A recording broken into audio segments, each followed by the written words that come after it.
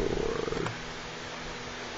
You're in the mountains of Afghanistan, pinned down with the rest of your squad, and outnumbered by the enemy forces across from you only a few hundred yards away.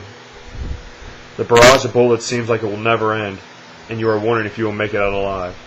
Then all of a sudden, in the distance you hear a familiar roar and see a blurred gray vision flying over your position. And then out of nowhere, boom! You look up towards the enemy's position only to see a cloud of dust settling, and you no longer hear the gunfire that was once threatening your very existence. This scenario, while unfamiliar to some, is a reality of some of those brave souls who served in our armed forces. There are many U.S. servicemen and women who serve our country proudly for bringing the fight to the streets of whatever country they may be deployed in at the time. The use of military aircraft have aided in their efforts in defeating those who stand against our ideals and would love nothing more than to defeat us in the war against terror. Today I would like to inform you about the roles that fighter aircraft played in World Wars I and II, their usage in the quick defeat of Iraq and Desert Storm, and finally, how they fit into today's military strategy to help win the war on terror. The term fighter aircraft was not so common during World War I. However, its use increased greatly when the world came to battle again during World War II. In World War I, the only aircraft really used for fighting purposes was the Curtiss Jenny JN-4. This aircraft was very limited in its capabilities, had a variety of roles from transportation to reconnaissance, and when used for taking to the air and going air-to-air combat, the gun had to be hung on the back of the aircraft, and that was their only means of using that weapon to attack various aircraft from the skies. World War II, however, was an entirely different story than World War I.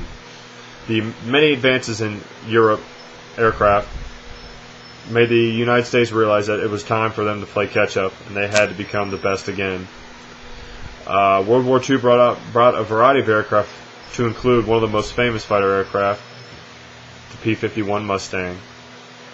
This aircraft was primarily used to escort bombers during bombing raids and attempt to bring down any enemy fighters that threatened the skies.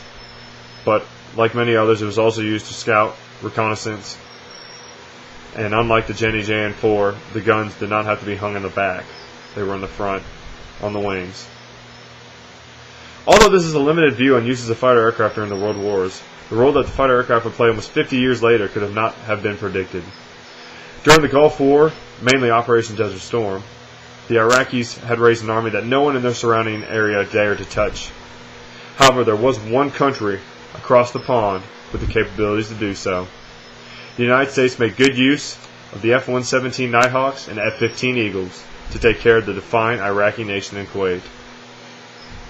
The battle in the air lasted from January 17th and ended around February 24th, only 5 weeks to severely wound the Iraqi army nation. After the battle of 5 weeks in the air came to a halt, the U.S. forces moved in, and the ground attack was only 4 days long. That's how badly the air attack had hurt them. This time, the superiority of the fighter aircraft were used to defeat the outdated Iraqi Air Force, and also to punish the tanks and troops of the Iraqi army. While Desert Storm was nothing but target practice for the superior United States Air Force, the war that goes on today is a bit more strategic and methodical than 20 years ago. Operations Enduring Freedom and Iraqi Freedom brought on a new role for the United States Air Force. The goal of today's leaders was to limit the necessary loss of life. The fighters in the sky now work with today's ground forces to identify targets that need bombing, and in turn the fighters communicate to the ground forces what they see. With the advanced technology today, the eyes in the sky are more than capable of identifying IEDs and relaying enemy ground forces locations to our very own troops on the ground. These, along with the advanced tactical skills of our ground forces, have made the United States Air Force truly the world's most superior and advanced Air Force. As I hope you've learned, the role of the fighter aircraft is changing and will continue to do so. New ideas are being brought to light as we speak to identify the unlimited possibilities that we can use today's fighter aircraft for. It is a truly amazing thing to see where we have been and where we are headed, and hopefully I've given you a good insight into all of that.